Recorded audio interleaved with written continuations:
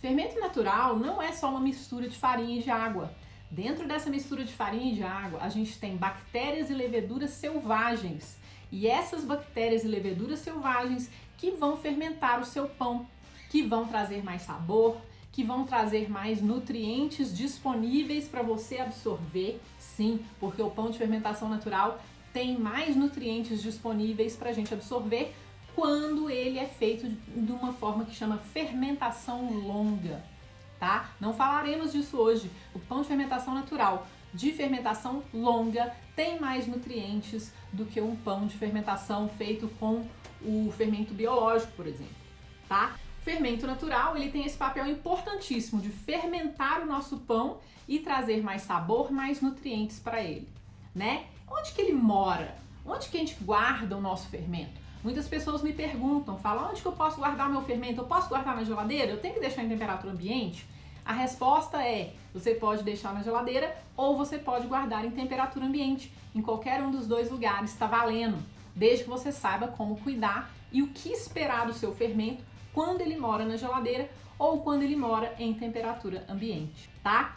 Quando o seu fermento mora em temperatura ambiente, vamos dizer, se você alimentar esse fermento diariamente, porque ele precisa ser alimentado diariamente quando você guarda em temperatura ambiente, ele vai estar sempre pronto para você fazer pão.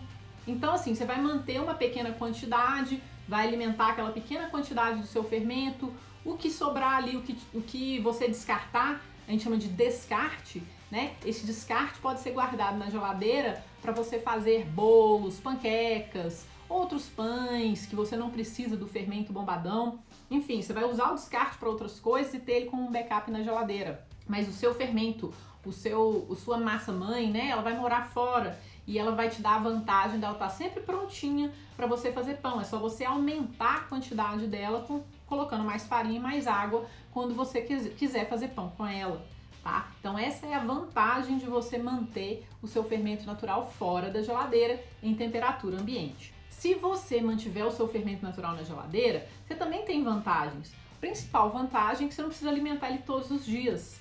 Uma grande desvantagem é que quando você tira ele da geladeira, especialmente se ele ficou mais de uma semana na geladeira, guardado, esquecido, por meses, por semanas ou até por anos, você vai precisar sempre dar uma ativada nele. Você tem que alimentar ele algumas vezes para você reconstruir a população de bactérias e leveduras que moram dentro do seu fermento. E isso requer o quê? Planejamento e paciência. Então, se você guarda o seu fermento natural na geladeira para ter a conveniência de não precisar alimentar todos os dias, você vai ter a necessidade de fazer algumas ativações nele antes de preparar o levain da massa, tá? Esse ponto é muito importante e eu não sabia disso, né? Eu achava que podia morar na geladeira, tirava da geladeira, misturava lá com mais farinha e água e fazia pão. Não fica legal, a não ser que você tenha guardado na geladeira há pouquíssimo tempo.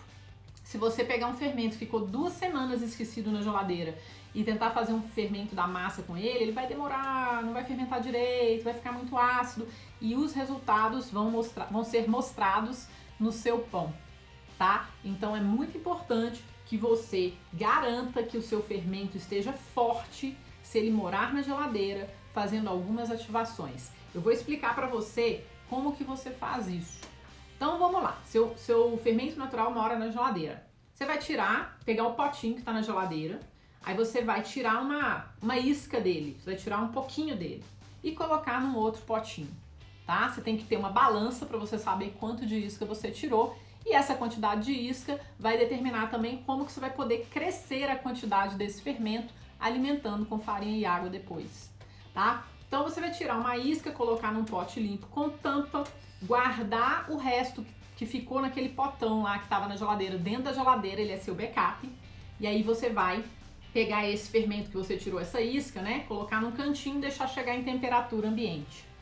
Quando chegar em temperatura ambiente, você vai adicionar então água e farinha na proporção que você normalmente alimenta ou na proporção que você quer. Normalmente eu coloco nessa primeira alimentação, como ele estava na geladeira, esquecidinho ali, eu uso a mesma proporção de isca, de água e de farinha.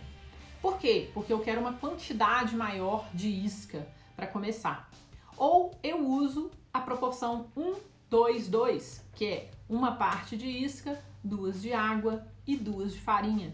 Também é legal, porque é uma proporção um pouquinho mais líquida e a água, como eu vou falar mais na frente, ela é um dos fatores que ajudam na fermentação, tá? Então você escolhe, você conhece o seu fermento, ou você vai conhecer o seu fermento, e aí você vai poder escolher o que é melhor para ele, tá? E o que você vai fazer? Você vai fazer uma ativação, na verdade não, você vai fazer 2 a 3 ativações, ou seja, uma ativação a cada tantas horas. O tempo vai depender do tempo que o seu fermento vai demorar a fermentar. Se ele estiver guardado na geladeira há muito tempo, ele vai demorar mais a fermentar na primeira ativação. Ou talvez ele fermente, mas ele nem cresça direito. E aí você vai precisar fazer o quê? Tirar uma isca dele e alimentar novamente, com farinha e com água. E aí você vai perceber que na segunda ativação ele provavelmente já vai mostrar mais bolinhas, vai aumentar mais em volume, e é isso que você quer. Então, é muito importante você ativar o seu fermento natural antes de fazer o fermento da massa. Por quê?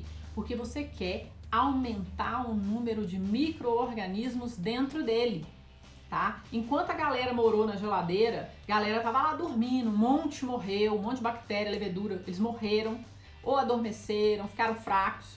E na verdade, assim, elas diminuem em quantidade. Ainda ficam lá, né, os fungos e as bactérias, eles ficam lá porque eles têm uma capacidade de sobrevivência muito grande, mas ficam lá em menor número. Então, quando a gente faz uma série de ativações, a gente vai aumentar o número, a população de bactérias e leveduras selvagens do fermento. E é essa população que vai ajudar o seu pão a crescer, ter mais sabor e ter mais nutrientes. Beleza?